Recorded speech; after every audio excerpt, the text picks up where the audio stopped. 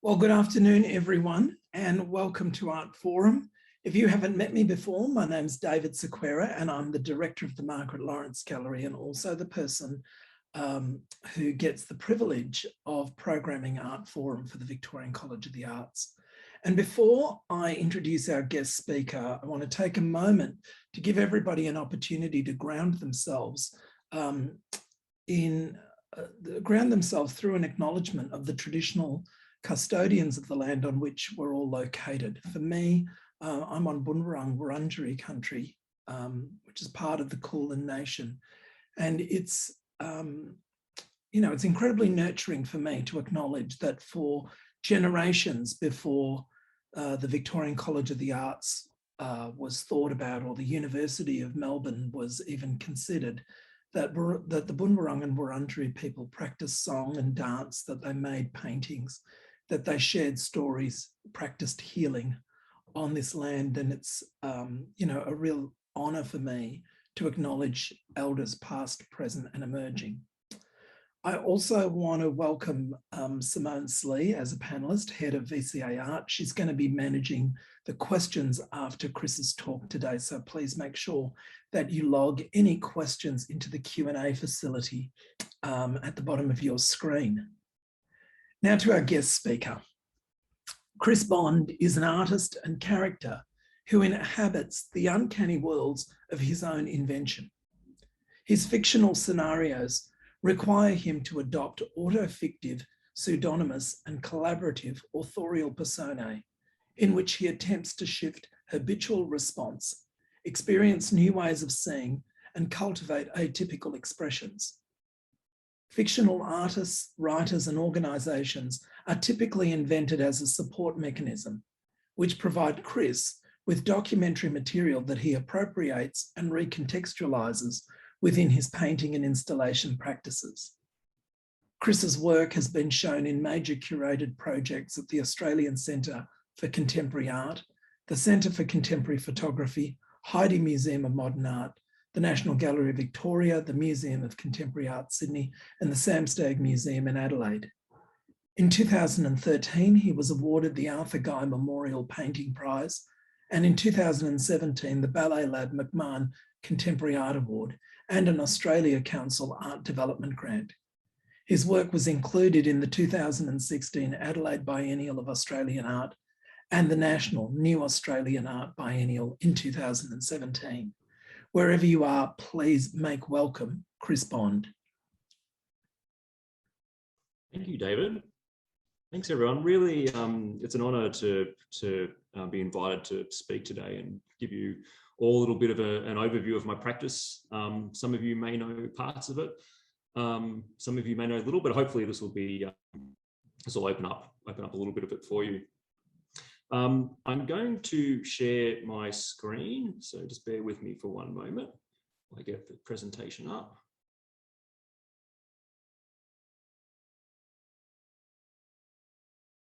Okay, hopefully you can all see that.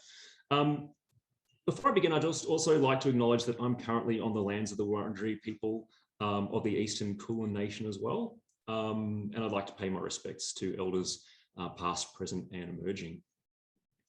And before I begin, I guess I want to make one thing clear, and that is I actually have no agenda. I've been asked in the past what I'm aiming for in the work, and I really struggle with that question. There are strategies, sure, but what it's all pushing towards, I'm never entirely sure. And it's probably that uncertainty that actually keeps me going through through the years. But it's also a good thing to try and nut this kind of thing out. And this talk is probably a good chance for me to do that.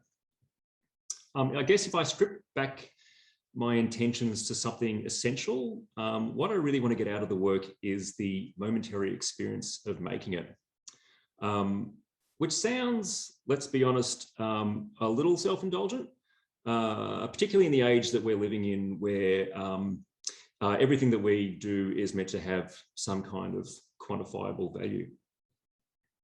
I've actually come to this conclusion after years of showing work where I'd experienced this feeling of actually switching off after work is made.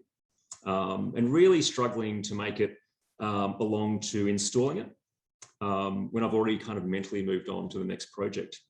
And I figured out eventually that it's actually the making experience for me that drives me. It's not the work's reception.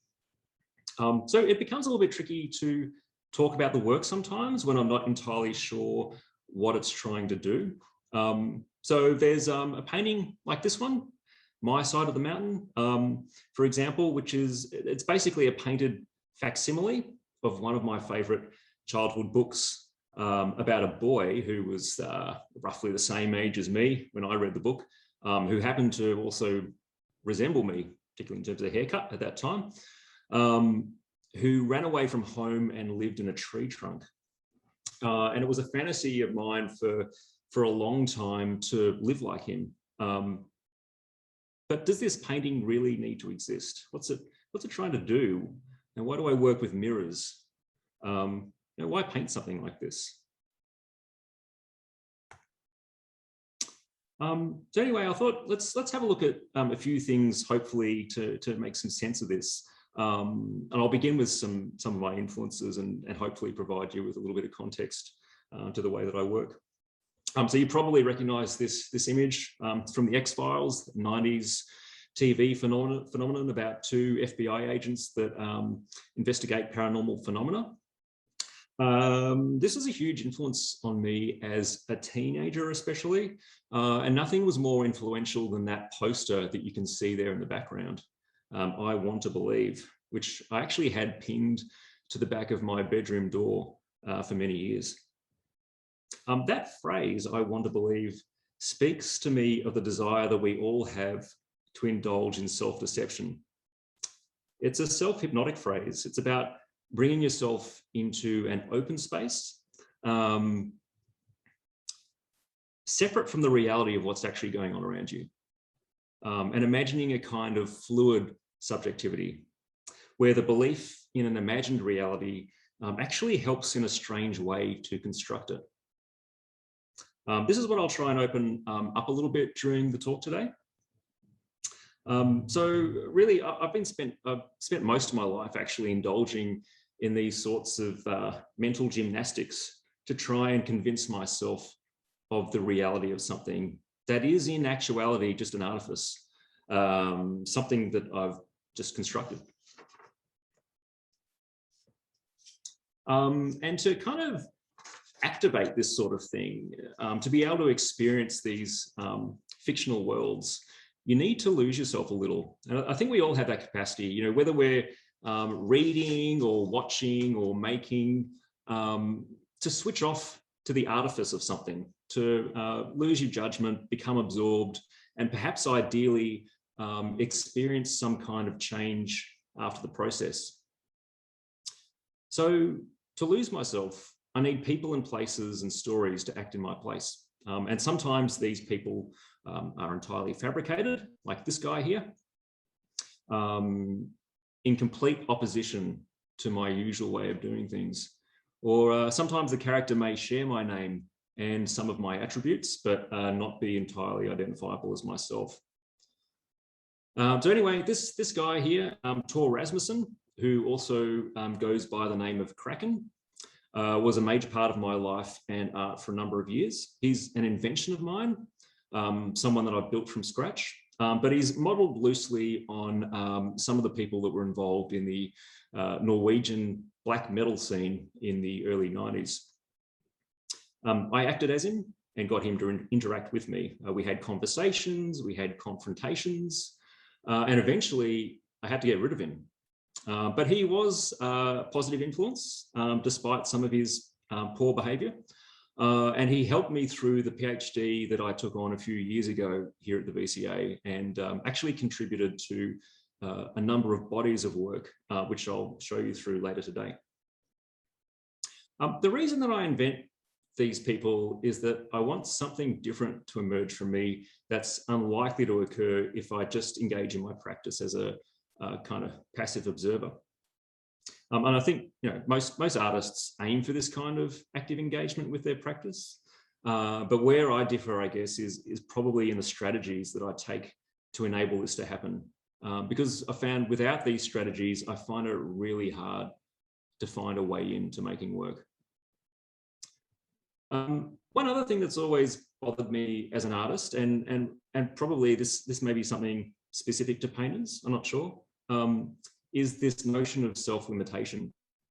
Why do we only imagine ourselves making one kind of thing, or thinking about the world from a singular perspective? What if there was a way of opening ourselves to different subjectivities, imagined or real, and allowing these different selves to actually guide some of our processes?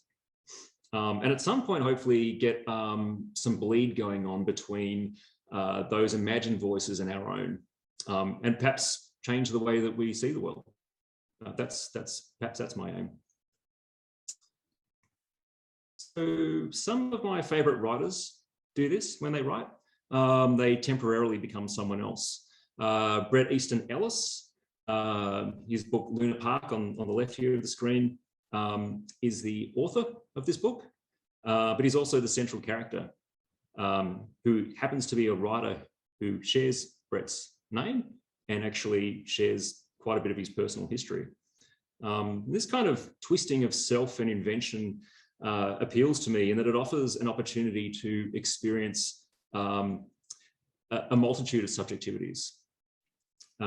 Sylvia Plath in the Bell Jar on the right there, she does it in a different way where her characters are actually substitutes for herself and her friends. But the narrative is, equally murky and difficult to distinguish from reality. Actors train to do the same kind of thing. This is an image of what's called mask play, something I find quite fascinating. It's used in improv theatre training mostly, where an actor is placed in front of a mirror for a while, staring at their own reflection. Then they're asked to close their eyes, and one of these grotesque masks is placed over their head. They sit there for a bit and they're asked to open their eyes, and the shock of actually seeing yourself in one of these masks abruptly changes your behavior and personality. There's a bit on the web you can look up in relation to mask play. It's worth watching. It's pretty convincing. The idea behind this technique is to show the innate potential that we all have for altered subjective experiences with very simple means. Experiencing that change, even if it's just a temporary change, opens up something within us that we can carry within us in our waking lives. You probably recognize Daniel Day-Lewis, method actor. This is him as Abraham Lincoln. The lengths that he goes to in order to feel a characterization growing inside him and finding ways to release it are pretty extraordinary. It's something that I'm very attracted to, this idea of embodiment, but it's also potentially dangerous territory, the idea that if you go too deep, you'll somehow lose yourself. You've probably heard the advice that an actor must not be possessed by their role. Not sure I entirely agree with that. But this way of being, it's not in any way limited to forms in contemporary art or different literary practices. You see the same kind of thing happening, for example, in ritual possession practices, where the self is temporarily set aside to express the thoughts or actions of another. I find this stuff really fascinating. Whether it's an actual possession or not, it doesn't really matter to me. It's the experience of feeling that it's real, which ultimately comes from the belief that it is real. And so I guess as an observer, I'm probably equally interested in documented acts of possession, such as this one, and also fictionalized accounts, such as The Exorcist. See the same kind of thing happening in what's called channeling. This is one of the most famous practitioners of channeling, Jane Roberts, who was known for expressing the very coherent thoughts of the alien entity Seth. It's one of her books there on the right-hand side. This Seth character is actually pretty convincing as an entity that actually exists somewhere outside Jane Roberts. But we need to kind of keep in mind that as convincing as Seth is, Seth is still very much an invention of her subconscious. And it's her lack of awareness of that reality that's the key to the entity's effectiveness in actually expanding her subjectivity. So she needs to believe it. It's that X-Files poster all over again. I will get to my own work eventually, but I thought it's just a little bit more context. This is a work by Housler. You know, artists sometimes look like they're doing the same kind of thing within art fictions that we've seen in the previous couple of slides, where, you know, they'll make work under the guise of another artist, but they're very rarely personifying or embodying. They're usually more interested in deception and narrative. So this is a work by Housler. She's a Canadian artist. She regularly invents characters and quite complicated narrative scenarios to justify her work. This time she made a whole body of sculptures under the name of Joseph Wagenbach, who was a deceased sculptor, who was an invention of hers. So her work often comes across as this elaborate hoax, but you know, I always wonder if there's something else going on here in terms of embodiment. These sculptural works are, you know, a fairly long way from anything that she's done before.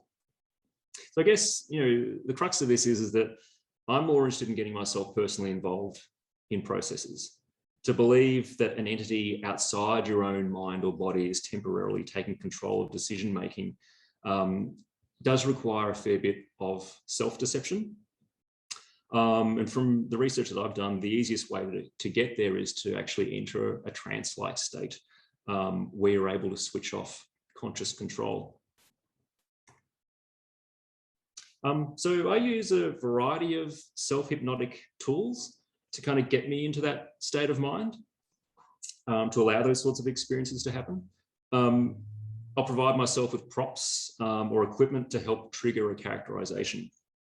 Some of this I actually learnt from an acting theorist called Michael Chekhov, who was a sort of early to mid 20th century acting teacher, who would recommend his students to find an object or a phrase to use in a very specific way just before performing a character. And you'd use this phrase or very simple action as a way of kind of entering the characterization.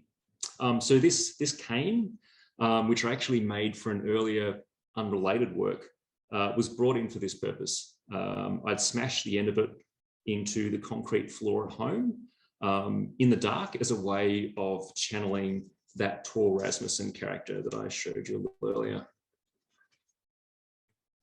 Occasionally, I'll also get dressed in character if I feel it's necessary. Increasingly, I don't feel that it's necessary. And I kind of usually now opt for writing in the first person as a way of kind of getting myself in. Sometimes I'll digitally construct myself as another person. This is a hybrid of me and William S. Burroughs, the American author, combined into a character that I called Wes Thorne. And Wes and I ended up collaborating on some drawings where I'd get him to subtly mutilate magazines and books, and I'd make pencil drawings of them in reverse as a kind of balancing act. And Wes is as real as anyone else in my own mind. I'll just show you an example of the kind of work we made together. Says bottom right is Wes's mutilation of an illustrated guide from a National Gallery, and my reversed graphite version of it. And that collaboration was called I Am Wes Thorne, just to kind of press home that idea of embodiment. Sometimes I'll combine myself and a character together in imagery. So this is a fictionalized staged piece of documentation. But again, it's constructed to aid my belief in the event's reality. It's Kraken and I in one of our many backyard confrontations.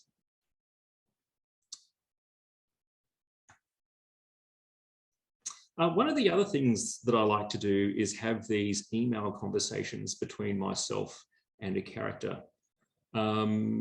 This is Kraken Tor Rasmussen in one of his passive-aggressive moods. I'll read it out for you. It's probably a little bit hard to see it on the screen. Chris, on your way is a small burnt item. A bird spoke to me of my spectral presence. Do not be foolish. Do not pretend that I'm there as you work, that I speak to you, through you and for you, that I feel for you. I took a look at your website and made note of your use of the Levit library. For you to take the name of that place and propose me as the author of your books, with titles apparently ripped from my tongue, is risky for you. By association, be wary. I can reach out on my terms. A book is on its way to you from the remains of that place, blackened to nothing, in the darkness, amongst the rows of paper minnows. I lit a match and made something happen. Try it sometime. Tor.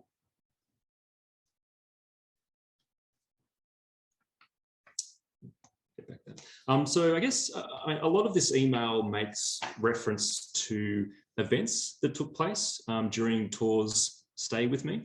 And some of the painted books, which I'll show you a little later on, I made under his name, and he references those in this email. But I guess most importantly, he attacks the process of characterization that I've undertaken to bring him to life.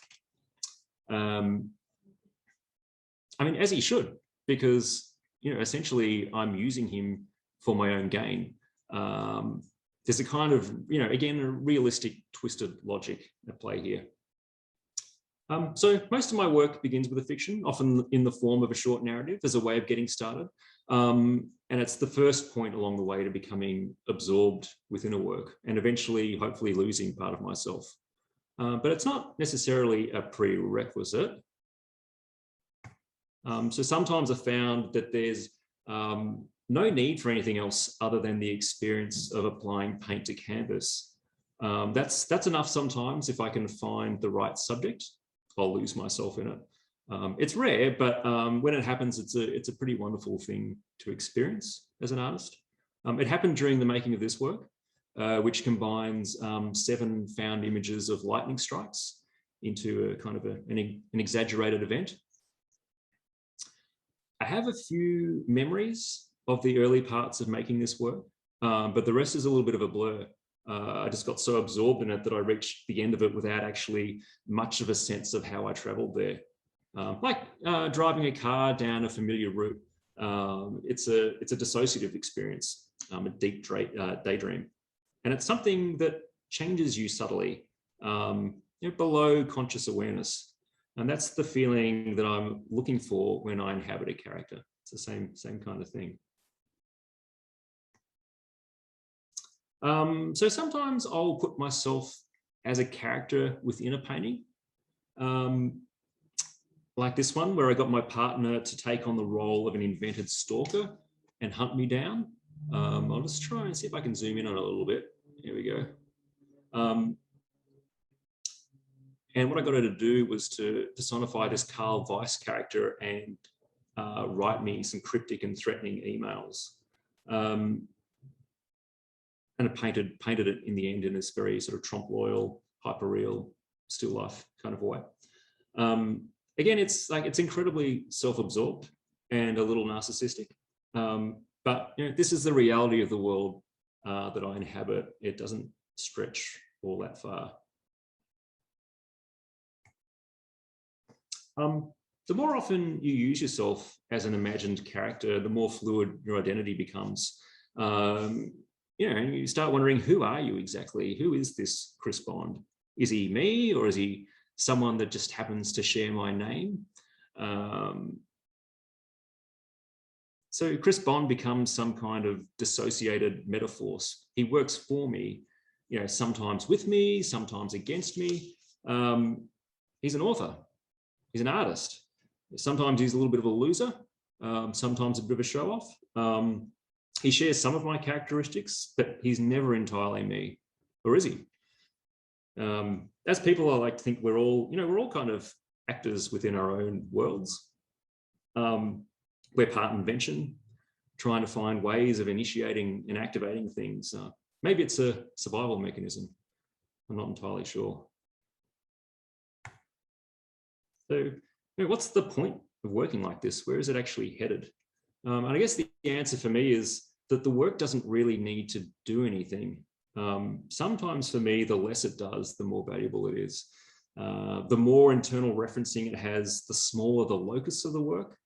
Like this one that takes in one of my paintings called Forest Murmurs and turns it into a rather drab-looking exhibition catalogue for a show at the Montmorency Community Hall. It doesn't do much outside kind of initiating a cycle of internal reference.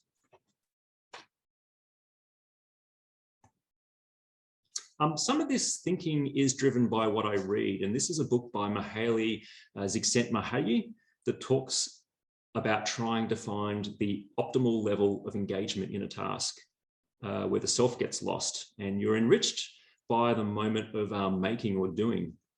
And that moment doesn't really need to amount to anything special. In fact, he argues that if you set your life to measuring your own accomplishments rather than just being absorbed in moments, you're going to have a pretty miserable existence. And I tend to agree with him. Some of my happiest hours have been spent painting pieces of sticky tape and old library call numbers. There's no critical evaluation of the big picture in these moments, just thousands of micro moments of pushing paint around on a surface. Now, it's funny what creeps in these flow zones. There are all sorts of subterranean influences that you're not entirely aware of while you're engaged in that kind of space. You lose critical judgment, and sometimes that's a good thing, sometimes not so good. I've kind of got to this point where I've understood that I'm never absolutely in control, as much as I'd like to think that I am. As a case in point, this is a work that I made as part of a photographic and sculptural installation that involved me reperforming and documenting the acts of an invented performance artist of the 1970s. Her name was Louise Bryce, and I made drawings and plans under the guidance of her character for performances that she had never managed to actually perform publicly herself. So I acted them out using her drawings as an instructional guide, and then I documented them in this kind of vaguely 1970s performance photography aesthetic. A few months after the show, I was looking through the photographs of Francesca Woodman, and I realized that actually I'd been channeling her work into this Louise Bryce character all along without really any conscious awareness. And I'd obviously buried this somewhere deep because I hadn't thought of Woodman at all when planning and making the work. But she was there in the background somewhere. The correlations between the two bodies of work are pretty striking. So we flick back and forth. I won't show you all the images, but I think what it does show is that there's nothing really singular or captioned about an individual consciousness. We dissociate, we lie to ourselves, we create a story about our own reflections that is in no way a reflection of our reality. We bury things, we're conflicted, we're contradictory. And all this grey stuff fascinates me. Anything that bypasses conscious detection. And a lot of this stuff really requires you to believe in its reality in order for it to have an effect. So, as soon as you take away that belief in the reality, that I want to believe thing, the thing actually stops working. So Ouija boards actually work that way. They do actually work as things. They work because we move our muscles below the level of conscious detection. Doesn't mean that we're necessarily corresponding with the dead. But our hands move the disc nonetheless. You see the same kind of subconscious movements in automatic writing too, where if you work yourself into the right state, you can enter a space where it feels as if an alien hand is controlling your movements. And I've experienced a bit of this over the years and experimented a bit with it, particularly with the Kraken Tor Rasmussen character, where I'd get myself into character, work myself into this self-hypnotic trance state, and document some of the vocalizations that came out of my mouth during that process. All of these strange words and phrases that you can see on the left-hand side there would emerge out of that process. I'd also make automatic drawings as well, and there's one on the right there, allowing Kraken Tor Rasmussen to take over the movement of my hands with materials already laid out for him to use. And then I'd fold all of this stuff into an object, which was essentially a collaborative effort between self and character. So similar to that approach with Wes Thorne a few slides back, where I'd use Tor Rasmussen as the author of a series of painted library books. And so the title that you can see on the spine here, I don't even, I'll attempt to pronounce it, Mortgin Kinnerock Earsig Cranchley Hopwagen, that's not bad, came out of one of those vocalization experiments. And the blurry image that you can probably make out on the cover came from one of the charcoal drawings, those automatic charcoal drawings. So from that, transplanted into that. Here's another work from that same series that shows a similar process. All of this is entirely invented, the library, the museum. But I will say I did base the kind of aesthetics of these books on found objects from the VCA library, found books. So I'll move on to some more recent work now. Over the last year or so, I've been working on a series of larger than life portraits of protesters that I've sourced from online imagery. Mostly these were protests before the pandemic hit, 2019. And what I'd do is I'd zoom deep into these photos and work my way through the hundreds of bobbing heads, trying to find people a little bit like me. So people are a little bit distracted or disengaged from the mass, or perhaps slightly uncomfortable. And I kind of felt that they were my people in a way, and I'd claim them by naming them, and then I'd end up writing a little bit about each after I'd painted them. So that's Harry and Korshay. This is kind of the reverse of what I usually do. So here I'm starting with someone that exists in the world and working backwards into some kind of reimagining of them. Usually it's the other way around. There's another one from that same series. So more often, I'll start with an invented narrative. I'll create a name and a situation, and then either create the imagery from scratch to support a narrative's existence, or source existing imagery that appears to fit it. And this desire to make documentation, to kind of say that something happened and painting the proof of it, is a little perverse. It sets up this paradox where the apparent authenticity of the documentation is denied by my sort of unstable painted hand. I quite like that kind of destabilization. It's never enough for me just to create documentation. There needs to be some kind of a denial of its reality built in, and that's where the painting process enters. This is a work from 2012 where I came up with a series of invented artist names and then put these names into a Google Images search and forced myself to paint whatever imagery was connected to that particular invented name. And these were all sort of transplanted onto this format of like an artist profile type magazine called Painting Magazine. And here's another one from that same series called Ev Demis.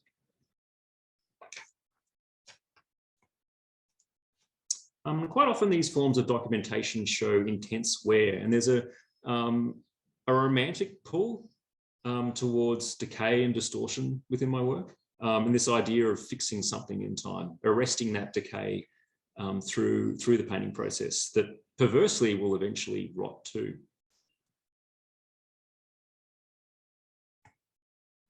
So I thought I'll end with this image, which is a plan view of some of the cabins on board the Endeavour. I've been working on a research project with Harriet Parsons and Matt Collar that looks at the kinds of artistic practices that occurred on board the Endeavour during its first voyage to Australia, primarily the drawing of plant and animal specimens.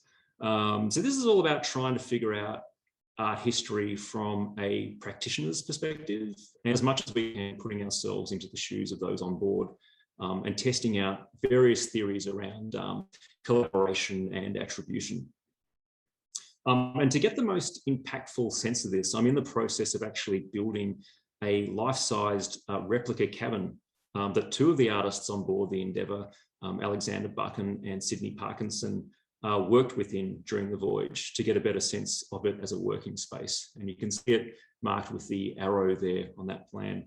It's a tiny room. It's a little over 1.5 meters high, less than 2 meters wide, and it's got very limited light and poor ventilation.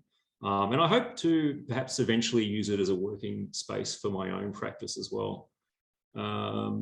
This is another attempt at personification, I think, but perhaps allowing other voices into the mix, historical voices, the voices of contemporary experts. It'll be interesting to see what emerges out of that process. And that's probably where I'll leave it for today and maybe open it up for questions. Thanks, everyone. Thanks for listening in. Chris, hello. And Hi, hi, everyone, and welcome to Art Forum. As David Sequeira mentioned earlier, I'm here we've handed the baton, and I'm here to facilitate the questions section. Just to also acknowledge I'm on the lands of the Wurundjeri here near the Mooney Mooney, so it's a great privilege to be here. Chris, thank you for such an exceptional and generous and detailed overview of your practice. It's really such an inspiration, and we've got quite a few questions coming through in the Q&A section here, so please write your questions. And we've got about a good 10 minutes or so. But just what I wanted to ask you, you gave us such a great insight into that very complex world and how you build a world of an art practice, which is not just about the singular artist, but it's really quite another world you enter into as the artist. And often I was curious to know, what is the relationship between the formal outcomes of the work? There's a very strong repetition of the book as a form, and in particular, the kind of mimesis that's in the practice. Just wonder if you could talk a little bit to that relationship of what it means to inhabit these other actors or parts of yourself, and how the forms then generate from that. Yeah, I think there's a predilection towards a certain way of working that started when I was a child. So I began drawing through copying, and this was a kind of a steady thing that I've kept going for kind of decades, as a sort of self-reflexive activity. And again, I'm kind of interested in the idea that I need to create evidence of something happening.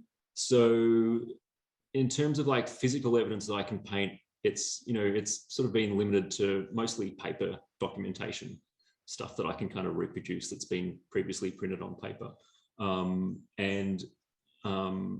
It seems like a natural kind of output, but perhaps also linked to my interest in writing.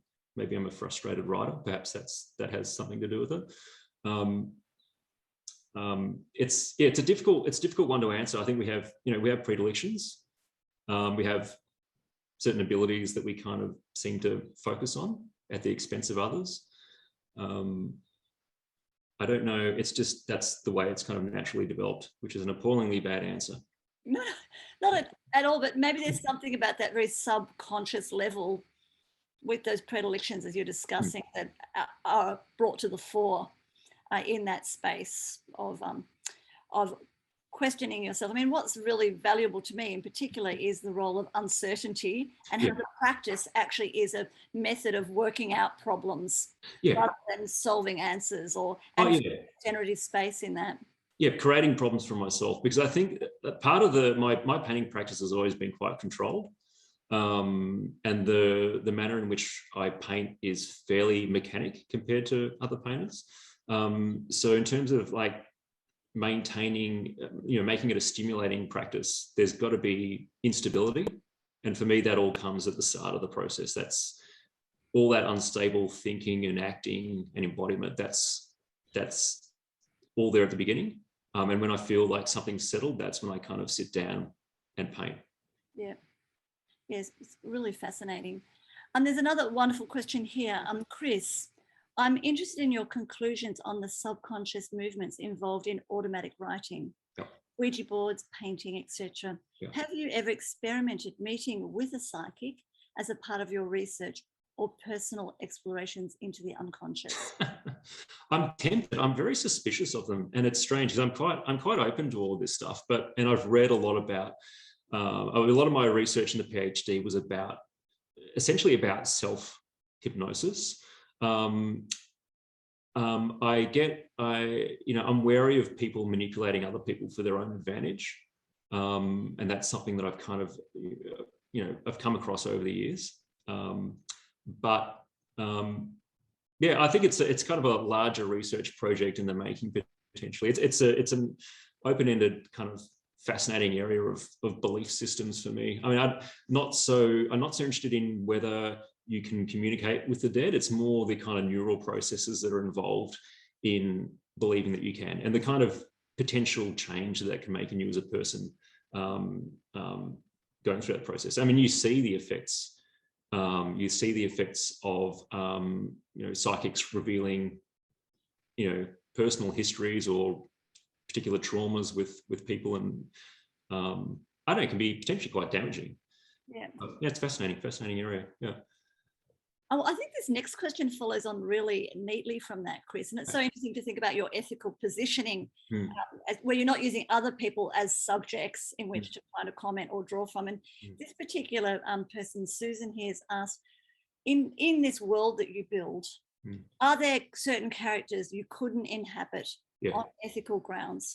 Yeah, I've become more wary about this kind of thing because there's been, a fairly big backlash, particularly against writers of fiction in the last sort of 5 to 10 years who try to inhabit characters from far outside their own kind of cultural nexus. So I'm quite wary about that.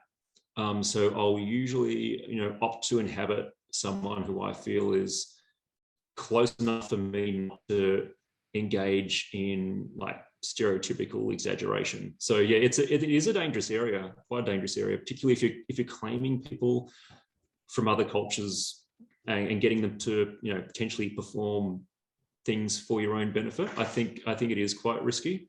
Authors, it's a particularly risky area for fiction at the moment. As I said, that's it's a big issue, and one that I look out for. But I still go ahead and do things that I shouldn't. Honestly, I steal stuff and use it for my own advantage. Shouldn't do that, but it's all out there. This kind of flow that happened. I guess I've got a kind of practical question because there's, as you said, who is Chris Bond? Is Chris Bond is in this world, and then there's the Chris Bond, this very nice man that's just in the room, and you've got a life. And you have your art life and your art practice. Then we all have our worlds, like you've got to eat and have a job and a family. Like, how do you manage those? Because those boundaries are. How do you manage that? Well, it got very tricky during the Tor Rasmussen Kraken thing with family life, because both my partner and my kids were initially freaked out, and then they kind of found it amusing after a while. But I got them involved in various processes, voluntarily. But it was still very much a kind of a private practice. Because it kind of looks like performance, but it's really done for the purpose of getting documentation, getting material for other things. But yeah, there's this. It kind of becomes again a little bit murky when you bring in, say, family members into email conversations. Like, my wife was disturbed by something that Tor was doing at 2 a.m, eating birds or something, like that sort of thing. That's where it becomes kind of a little bit risky and possibly unethical.